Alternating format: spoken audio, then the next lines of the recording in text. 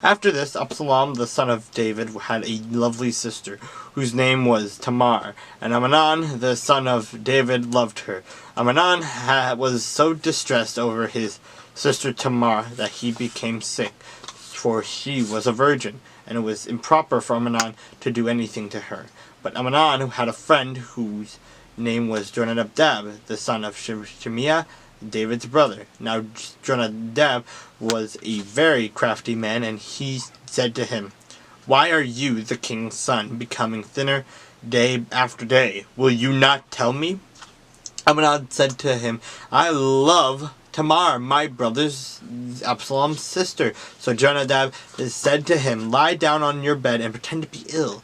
And when your father comes to see you, say to him, 'Please let my sister Tamar come and give me food, and prepare the food in my sight, that I may see it and eat it from her hand.'" Then Amnon lay down and pretended to be ill. And when the king came to see him, Amnon said to the king, "Please let Tamar, my sister, come and make a couple of cakes for me in my sight, that I may eat from her hand." And David sent home to Tamar, and saying, "Now go to your brother Amnon's house and prepare food for him." So Tamar went to her brother Amnon's house, and he was lying down. Then she took flour and kneaded it, made cakes in his sight, and baked the cakes.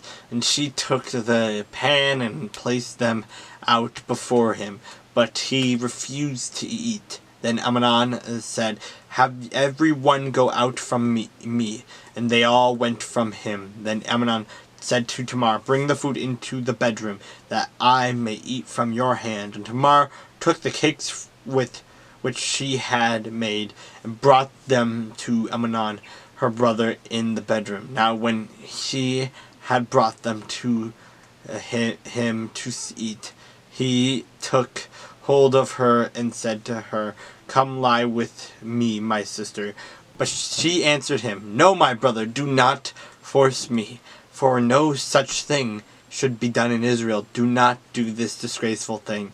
And where could I take my shame? And as for you, you would be like one of the fools in Israel. Now therefore, please speak to the king, for he will not withhold me from you." However, he would not heed her voice, and being stronger than he raped her and lay with her. Then Amnon hated her exceedingly, so that the hatred with which he hated her was greater than the love with which he had loved her. And Amnon said to her, "Arise, be gone." So she said to him, "No, indeed, this evil of sending me away is worse than the other that you did to me." But he would not listen to her. Then he called his servant who attended him, and said, "Here, but put this woman out, away from me, and bolt the door behind her." Now she had on a robe of many colors, for the king's virgin daughters wore such apparel. And his servant put her out and bolted the door behind her. Then Tamar put ashes on her head, and tore her robe of many colors that was on her, and laid her hand on her head, and went away crying bitterly. And Absalom, her brother, said to her, "Has Amnon your brother been with you? But now hold your peace, my sister. He is your brother. Do not take this thing to heart." So Tamar remained desolate in her brother Absalom's house.